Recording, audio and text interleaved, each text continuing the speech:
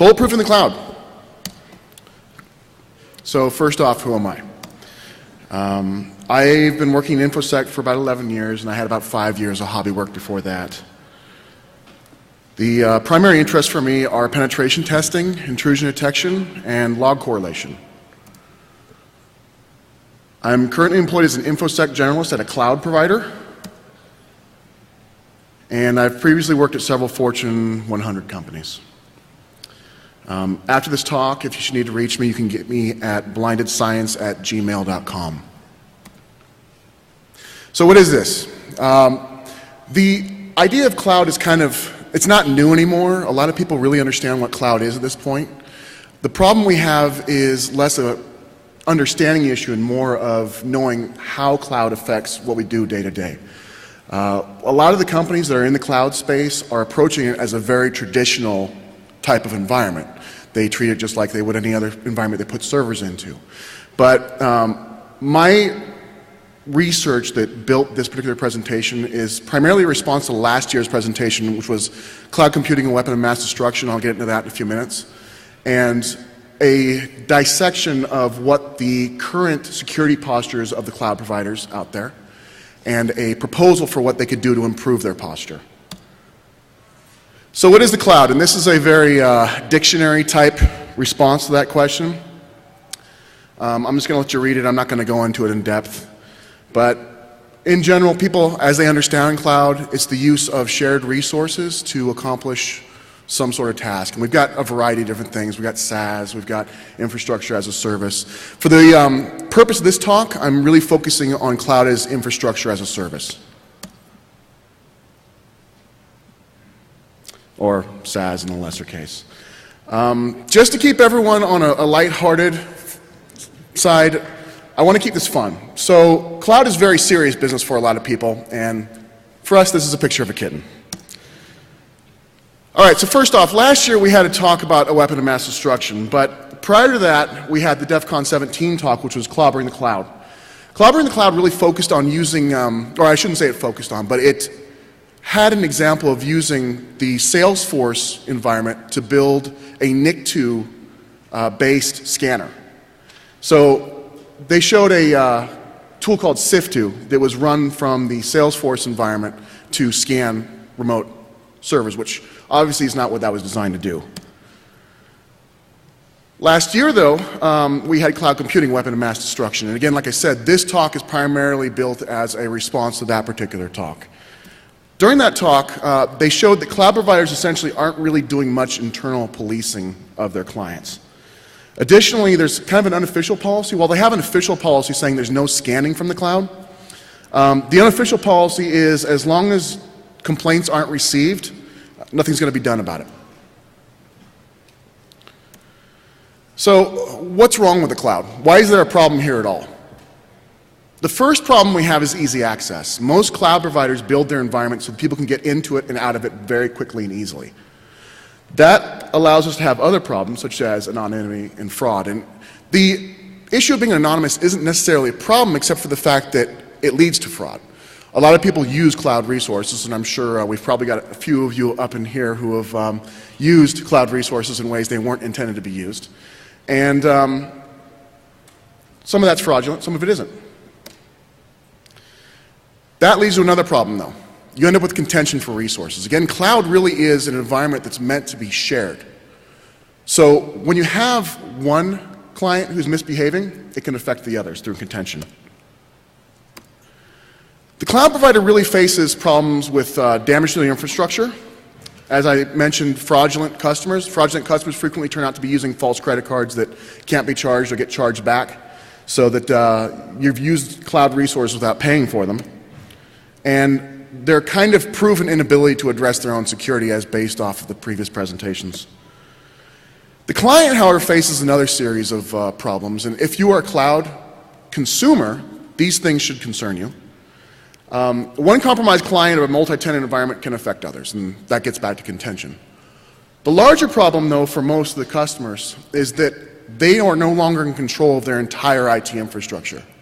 They've offloaded that to someone, especially, again, SaaS and IaaS, So that a user who's compromised may not have any capability of knowing they're compromised and may never know they're compromised. So I'm going to get into now what most of the cloud providers are doing in this space. The providers are treating cloud security as a traditional hosting environment. That's pretty straightforward. That seems logical in most cases. Clients are given a virtual firewall with inline IPS services, and this is getting to the IaaS. Providers frequently offer a vulnerability assessment for free, and this is great. It shows that providers are at least somewhat concerned for their clients, and the fact that they're giving away this service in a lot of cases is a good positive move forward. Each client's virtual instance is independent, which means the clients are essentially fending for themselves with no coordinated enterprise security. So the problems with the conventional solutions that a lot of cloud providers are doing, IPS first of all, it's very difficult for providers to offer a prepackaged IPS that works for all clients and won't block legitimate traffic, and that's pretty straightforward. When you put together an environment where people can drop in and out of it very quickly, it's tough to give them something that's a cookie cutter that will work for everyone. IPS in particular is a danger because you're talking about blocking traffic, which in some cases may be legitimate traffic.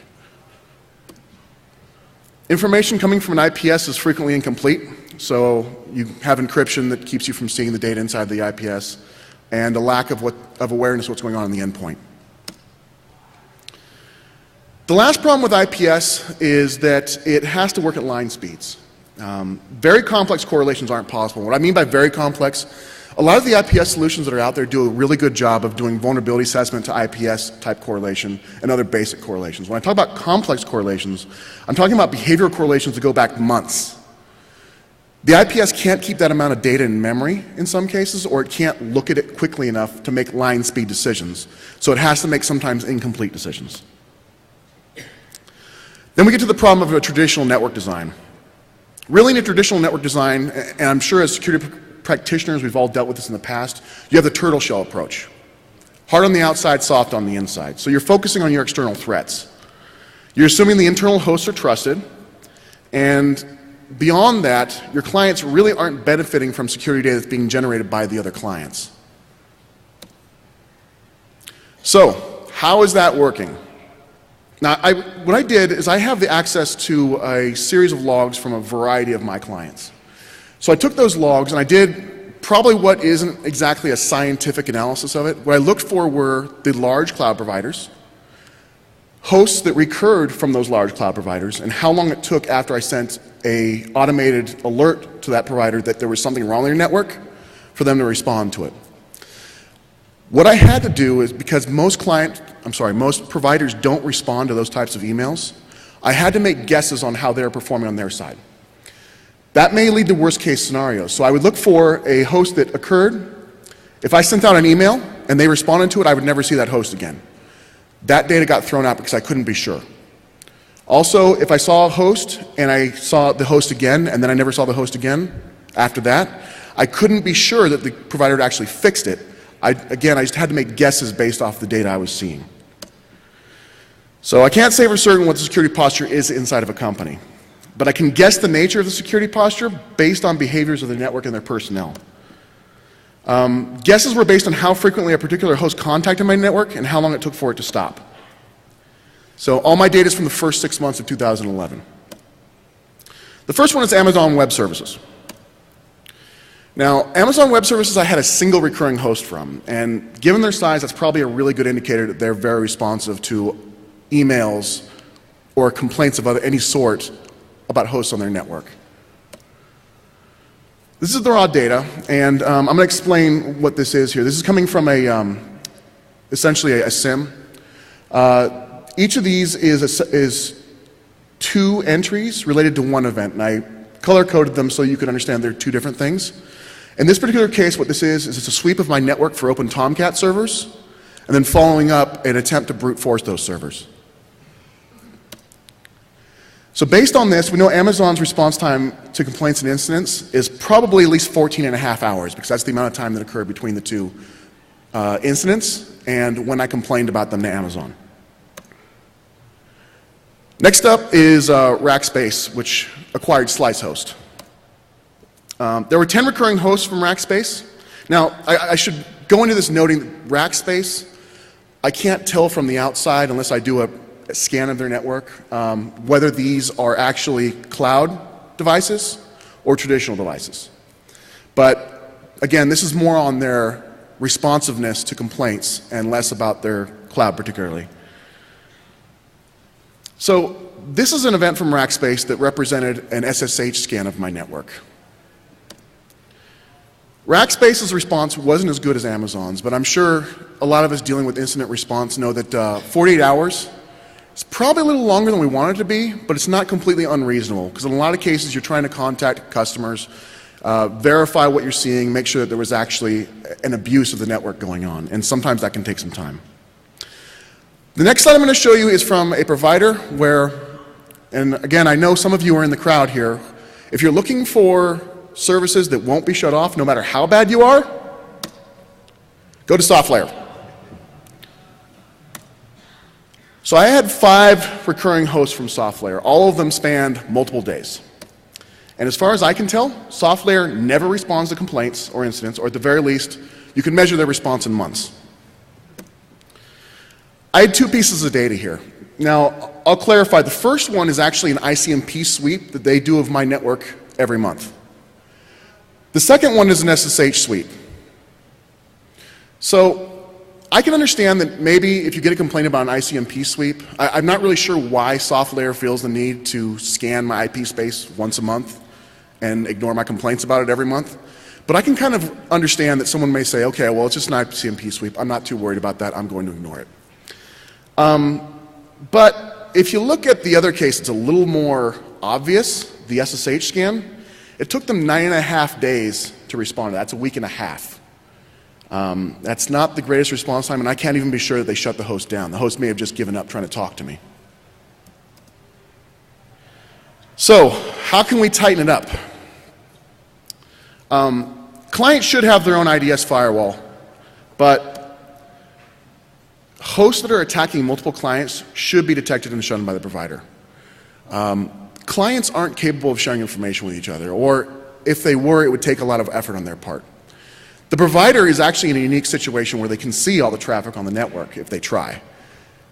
So, as a provider, if you've got a series of systems on the outside that are attacking pretty much all your customers, those customers may not have any idea that they're part of a coordinated attack, but you should, because you can see all of it.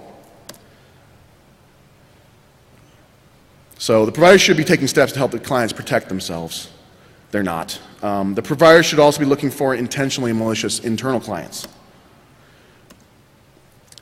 Consolidating events from all client environments to look for enterprise-threatening external agents improves things from the outside. But actually, if you look at how the providers are attacking security in the cloud, the single largest unaddressed threat is the client networks.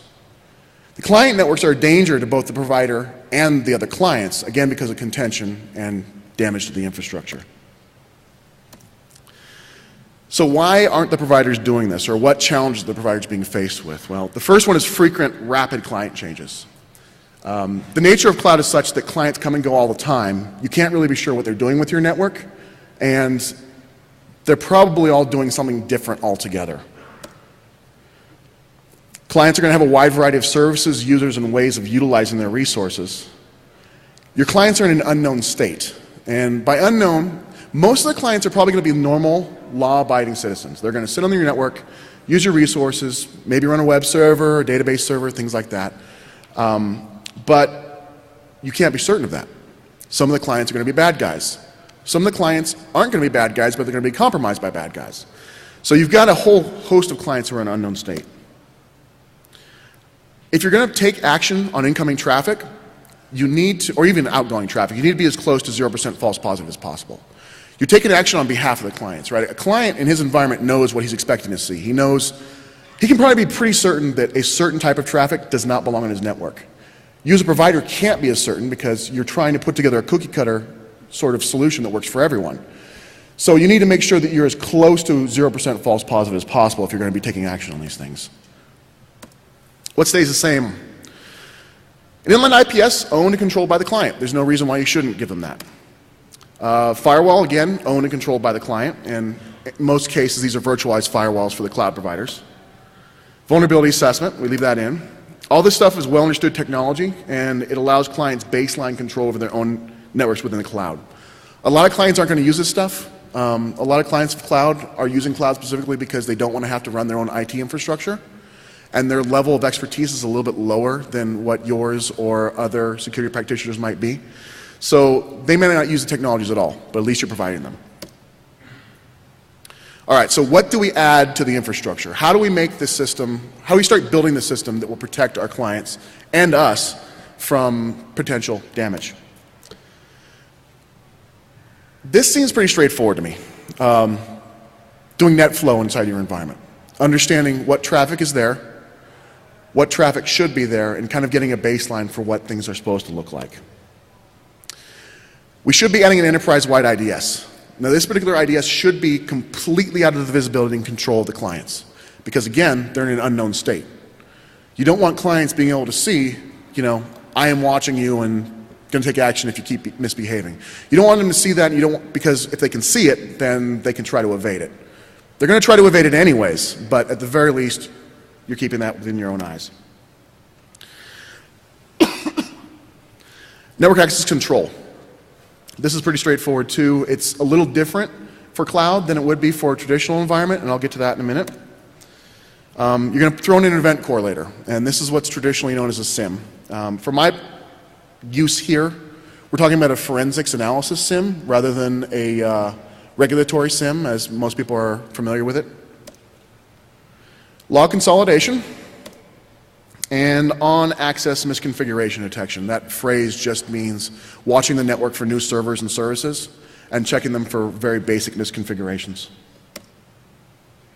All right, so when I talk about some of these things, a lot of people ask me, why not use OSSIM? And OSSIM, I've thrown the URL up here in case anybody wants to investigate open source SIMs. But OSSIM uses many of the same tools I'm suggesting. And problem I have with it, and the reason why I don't personally use it, is because it makes assumptions about the network it's placed into. And that just means that the tools it's using are all prescribed. When you use OSSIM, you're going to use the ACID database, I guess the base database is your system for managing data, and all the tools that go along with OSSIM. Additionally, OSSIM's correlation engine is not as flexible as SEC, which is what I'll be talking about in a minute. But OSSIM does have advantages. If you're looking for something where you won't have to manage it yourself, part of the problem with building something yourself is that you've got to deal with updates and keeping track of what's vulnerable. OSSIM, of course, takes care of all that for you. So with NetFlow in particular, I like to use a tool called NFDump.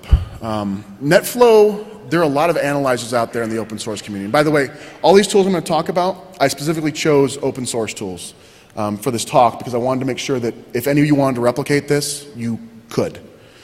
But there's a lot of NetFlow open source projects out there. Most of them are inactive. I chose NFDump from the variety of inactive projects or semi-active projects, mostly because it's really all it does is it throws everything into a database, and it provides you a lot of command line tools for manipulating that database. They have a front end for it called NFSend that I don't personally use, but it's convenient for scripting. So NetFlow, as we know, is used to monitor flows into and out of the network. We can use it to monitor for excessive prolonged network utilization. It can also be used to trend network performance and flag suspicious spikes. Data for descent from internal switches and other network devices for analysis. Again, you're not relying on customer environment, so you're not relying on their virtual firewall. You're relying on all your infrastructure devices to give you this data. And it can help provide network server and service inventory data for keeping track of what's running inside the client networks and your network. I like Snort for enterprise-wide IDS. URL for those of you who haven't looked at it before, but I'm sure most of you have probably seen this. It's well known and widely used. It's independent of the clients. They cannot see it. It's attached to the network egress and ingress points. There are no trusted networks. Snort, you've got that home net variable. We're not setting that to anything. We're looking for everything. Everything is untrusted in our design. And this will also provide you some network server and service inventory data. Packet Fence is the NAC I've chosen to use. And Packet Fence has a a talk going on tomorrow in case any of you want more information than what I'm going to give you here. There's the URL. Now, NAC breaks down into two different types of technologies. There's pre-admission and post-admission. Pre-admission is probably what most of you who are running corporate networks are familiar with. Pre-admission NACs, they look for when a host comes onto the network to make sure there's things like patch levels, updated antivirus, all the configuration controls that you're expecting to be on the server or host, and allow the server to come into the network based off of those things being in line with what you're expecting. The post-admission devices, on the other hand, what they're doing is they're looking for behavior once the host is on the network. Ideally, you're doing both for corporate environments. It's much more difficult to do pre-admission in a cloud environment because, the clients really could be anything. The client is buying space from you. So we're using this for post-admission behavior quarantining. It's going to take input from other systems and use it to make decisions to quarantine devices. syslog-ng, which I'm pretty sure most of you have been exposed to at some point. Again, it's well known and widely used. All your infrastructure devices, your servers, switches, IDS, etc. are logging here. Again, these are not your customer devices because the customer devices they have control over and can do weird things to, and part of what you're trying to protect yourself and your clients from are these client environments. Okay, the on-access misconfiguration detection. So I use a variety of tools for this. I use Medusa for the basic brute forcing, and I have a list of like 10 usernames and 13 passwords I use. Should run a scan within about 30 seconds. Metasploit for some more advanced things. And then Nmap. I use Nmap primarily to look for our customers who have bought firewalls from us, but aren't using them. It's my way of saying, hey, you set, and this has happened. Customers come into our environment and set allow all while they're testing something and just leave it that way. I'm sure you all know that that's a nightmare. The clients may not. So the Nmap is used to detect that and warn them, hey, your firewall's turned off right now. I have a few others for odds and ends. They're specialized things like looking for open proxies, stuff like that. But these are the ones that are the workhorses of this particular system. These tools are called by the correlation system to run basic misconfiguration checks of any new servers and services seen on the network. And that comes from the NetFlow data as well as the snort data.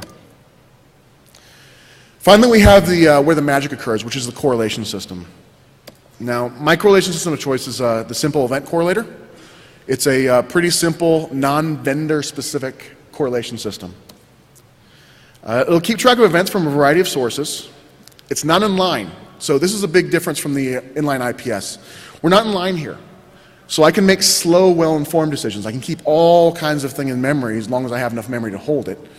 And I can spend minutes making decisions instead of having to spend split seconds. The SEC system is in charge of coordinating everything else in the environment. All right, so how does this work? We've got here our rather geeky-looking correlator, our cloud with our client environment, and our outgoing ISP link. This symbol in this spot right here is just this is where our NetFlow data is coming from. I'm using it to generically represent our switches and various network devices. Our firewall, and down below we have the AAA server. On the outside, we have the enterprise-wide IDS, again running independent of the client.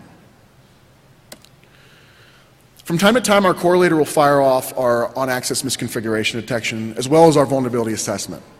This is used to keep track of what's going on with the client systems, to give us an idea of where there might be security problems.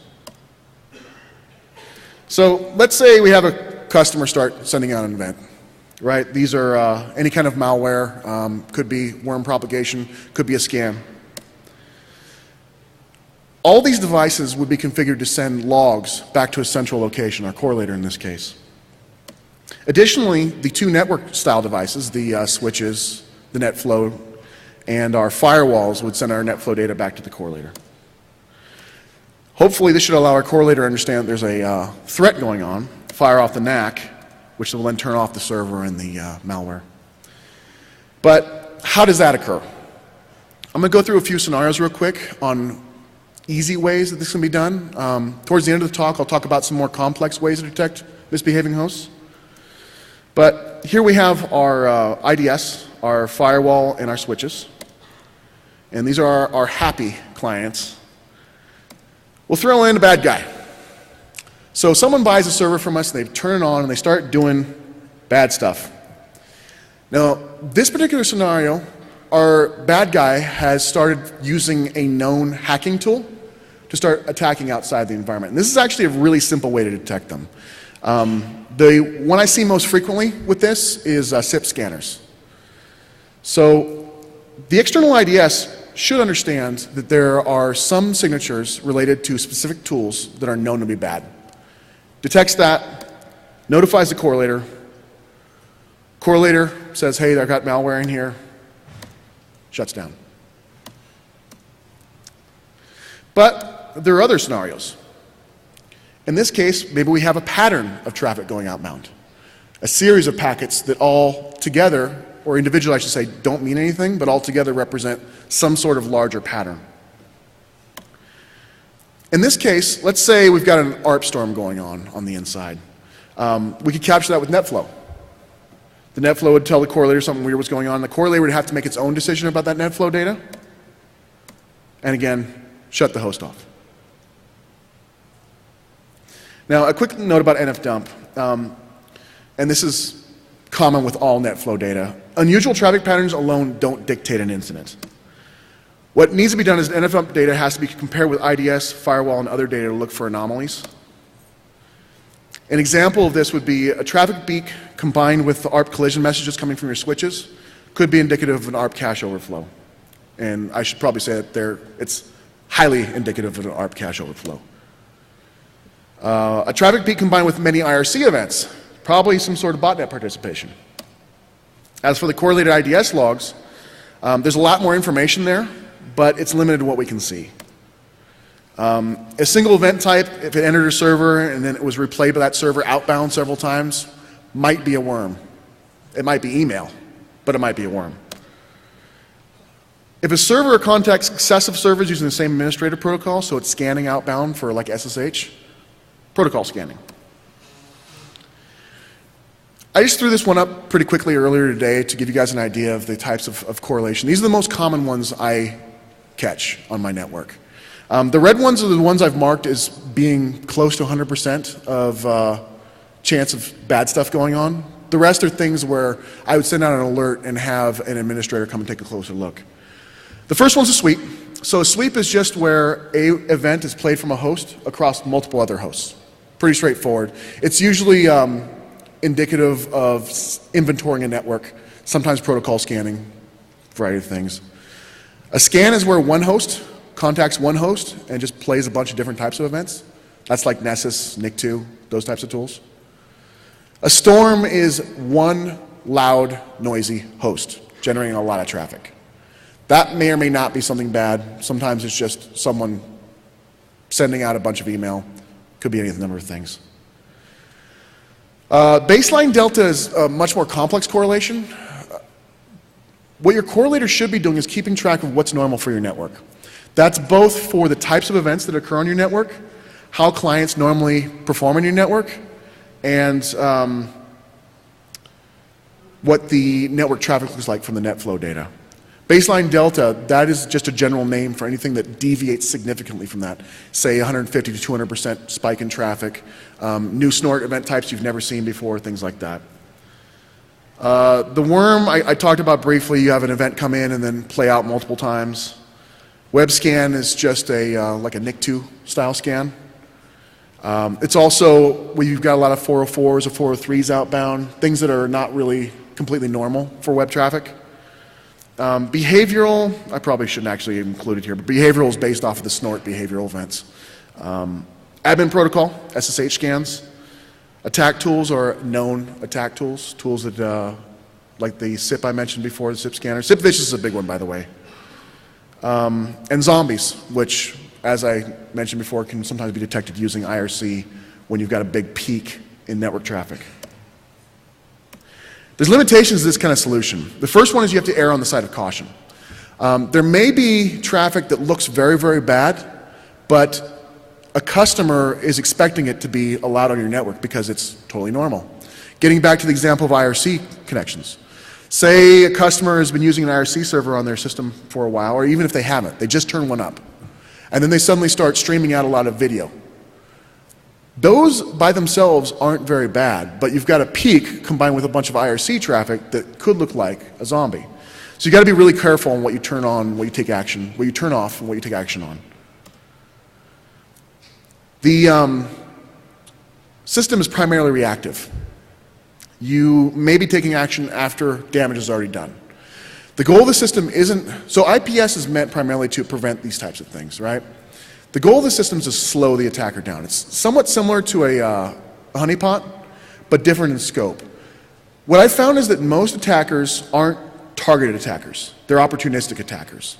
They're looking for a specific thing that's vulnerable on any server anywhere, and they don't really care what it is. Or I should say, don't care which server it is, they just want in. So they try the same thing against a bunch of different systems. This system is primarily designed to keep those kinds of guys out. They start scanning, they attack host client number one, and with any luck, they are unable to attack anybody else after that because my enterprise level system has detected it, without the client needing to take any action at all. So to conclude, cloud providers really don't appear to be internally policing their clients' networks at all. And really, they should be taking reliable measures to detect both malicious clients and compromised clients. And I guess at that point, I'll take questions.